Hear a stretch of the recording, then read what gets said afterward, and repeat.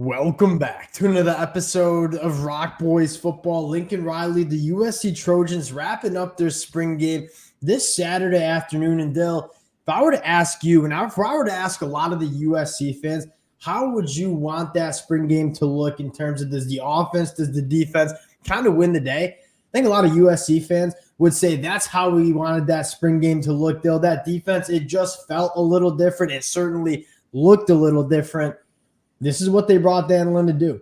And yes, did the offense be choppy at times? Absolutely. Do I trust Lincoln Riley with all this talent to figure out that side of the ball? I absolutely do. I think there's a lot of really positives to come away from this USC game. I want to dive into a few breakout players, talk a little bit about what we saw from USC specifically on the defensive side of the football. Fired up to get into it. Before we do, and as always, just want to say thank you to you guys. Massive shout out to the USC fans. The amount of support, whether we're talking transfer portal, spring practice, that stuff means the world to the boys. Cannot thank you guys enough. If y'all do enjoy the content, consider subscribing to the channel. Much more importantly, would love to hear some of your thoughts on the game as well. And Dill, I'm going to kick it off to you. Let's start with this USC defense that in my mind clearly won the day.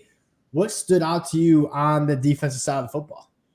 I think it was mostly just discipline and just the fundamentals of how you play defense in the secondary where, again, it looked like there was good eye discipline. Throwing windows weren't really open, getting hands on footballs. And when you get your opportunity to take it away, they were taking it away. And again, it just looked like they controlled the space better on that back end, whether they were playing zone, whether they were playing man. So again, was it the scheme of it? I don't even necessarily think so. I think a lot of it was just a better coach football defensively, especially on that back end. My exact takeaway was that. And I think it's really easy to talk about the personnel changes.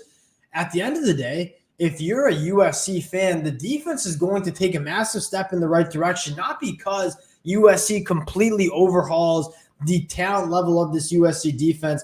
It's going to be because this defense is just better coached, it's better disciplined, and quite frankly, guys are getting put in better spots to be successful. And you take a look at what you saw from this USC defense, I think you noted it. One, throwing windows were pretty much non-existent. Like if Miller Moss, Jaden Maava, they wanted to make some good throws, push the ball down the field, there was no busted coverages. There was no easy throws to be had. And yes, you can criticize the USC offense at times, and we'll get to that.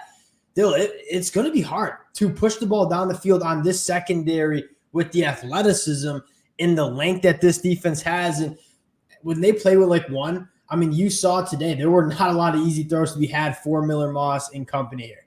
Yeah, I agree, because you look in that secondary, it is a pretty talented room, and you got guys like even Marcellus Williams jumping up as a true freshman. Incredible player.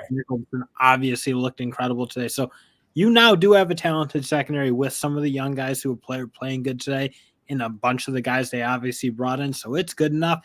It will be about, can you game in and game out? It kind of play like they were playing today where the discipline was spot on, the eyes look good, getting hands on the ball, and that will be the key to what USC and does. How about just making plays? Like, how many times did we watch that USC defense last year and said, yeah, y'all went out there and made a play. It made a game impact and play. You didn't see that. Like, when the plays were to be made, USC's defense was making those plays, right? To Carlos Nicholson, seemingly just everywhere. You noted Marcellus Williams baiting Miller Moss to make a bad decision, then going out and making a play. That was some of those things we talked about Dan Lynn and what they were able to do at UCLA, where, again, it was just having a little bit of savvy to your game and not playing too robotic, where, again, you kind of look, guys were standing still a lot, it felt like, on USC, and guys running through their zones, not following them, just like being not confident, not playing confident, not playing fast. Again, you started to see, I think, some of those shades of what you want to see it, where they are playing a little bit quicker, they're taking some risks, and they're making those plays. I want to talk about the defensive line a little bit too. That's obviously, it's been a big storyline, right? The USC is going to be hunting for big bodies on the inside, which I'll say I certainly still think they need. And obviously not having Bear Alexander out there, it's going to make your defensive line not as good because he's your best player on the inside. Dill, you can tell that they're a little thin. They're a little undersized. With some of the guys that were forced to be playing in the spring game this afternoon, probably want to add two bodies on the inside. But you talk about the edge rushers, Like, I think that this unit is looking really good, whether it's Jamil Muhammad, Braylon Shelby, Anthony Lucas, Cam Fountain as a true freshman is going to be a guy. Another true freshman kind of coming at you guys, Desmond Stevens, coming from Michigan, late add in this USC 2024 cycle. He's going to be a hard linebacker to keep off the field. Really like their edge play. Thought the linebacker play was solid. If you're USC and saying, all right, from a personnel standpoint, what is that one area that we need to address heading into 2024? It's the inside of this defensive line. If they do that on the defensive side of the football, this USC defense, I think, is checking a lot of boxes. I think you saw a lot of boxes check Saturday afternoon here. Because I'm with you. Just when you were watching, the one place that kind of looked like, well, do you want to see this unit go play Georgia or go play Ohio State? Yeah. It probably was that defensive line, just because you were right, just like kind of very young, obviously underdeveloped guys, and in guys like Abasiri, like you think are going to play really well. Looks like there's bones to be a really good player eventually. But do you want to believe, is he going to be your guy trotting out there as a mainstay of your production this year? I'm kind of with you. Again, you add a couple guys.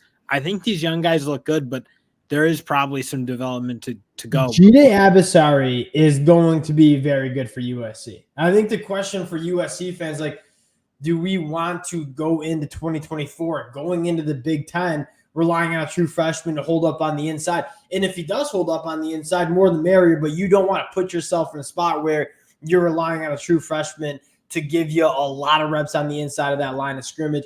That's really my only take. But, Dale, you can tell there's a different feel to this USC defense. I think that's your biggest takeaway. We probably still left to be seen what they do in terms of that front seven, just by the fact that, again, it is the spring game. It's not full go. It's not ultra physical yet. Yep. And I wish we probably did see a little bit more just straight up tackling. You had to see a bit of it. It felt like it at times, but if I'm Lincoln Riley, I'd probably go full go. Yes. But I think you're right. I mean, that secondary, that's how you want them to play. Again, I think the edge play looked really good. You have a bunch of really big physical players there, but you probably do need to add something in the inside. And in the end, we'll probably see how they develop that side of the ball out, because I think it's a little harder to judge, frankly, because it's a lot younger in a sense. Let's talk about the offense for a second. Obviously, an underwhelming performance from the offense. Too many turnovers. Jaden Maiava maybe didn't have the confidence in this USC offense quite yet. Like, we know he can rip it around the football field. I don't think we fully saw that. Miller Moss, obviously the interception, and Marcellus Williams looked solid at times. Dill, a couple of my takeaways is, one, I'll say this, kind of prerequisite or conversation, Lincoln Riley, with the amount of talent that this USC offense has. I get it was a lackluster performance today on the offense side of the football. If there's any team and any coach that I trust to figure it out on offense, it's going to be this USC program. With Lincoln Riley, want to talk about a few, kind of standout guys. One, Woody Marks out of the backfield. This was something that we talked about when he transferred over to USC. Not only a really good ball carrier as a traditional running back, this was the ultimate weapon for Mississippi State as a pass catcher out of the running back room. You saw Lincoln Riley in USC get to that a little bit. That is a wrinkle that you didn't see that much in that USC offense in 2023. Maybe come to fruition a little bit in 2024 here. And again, I think a lot of that was kind of how much they put on Caleb Williams and how much they used him running.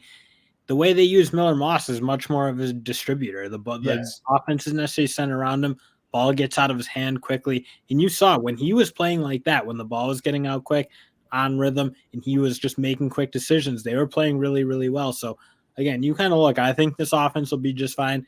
I think the wide receiver room is really, really good. I thought Jacoby Lane, he just looks the way you want him to look. And obviously, have a little, I think he dropped the one pass, but other than that, like, really nails, doing a good job working underneath too, and being able to show some of that, like, fluidity and that short area quickness. Like, again, with that type of body frame, sometimes you see them or those wide receivers struggle a little bit, but I mean, he looked really good. I thought Mekhi Lemon played really well.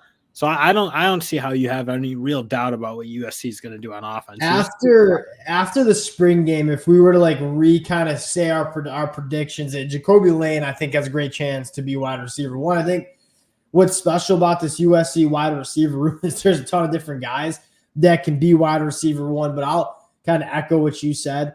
Jacoby Lane looks a little bit different. Like, he looks like a truly talented wide receiver. The offensive line, I thought looked pretty solid, especially running the football, moving some bodies. I feel pretty solid. I think you're still looking to bring in some competition at that right tackle spot with Mason Murphy, but you look at the offensive line, I think you feel pretty good about where that's coming along. And I mean, to kind of close it out, because I don't want to overanalyze this USC spring game, we'll dive into some film later this week with the Danilin defense. I think you're really pumped about this defense. And I think you trust that this USC offense is still going to be one of those elite offenses in the country. But from a defensive standpoint, just the feel, the confidence that unit had, that's what I'm most fired up about if I'm a USC fan. We'll close it on that. Appreciate you guys rocking with the fellas. Again, if y'all do enjoy the content, consider subscribing to the channel, and we'll talk to y'all later. Peace.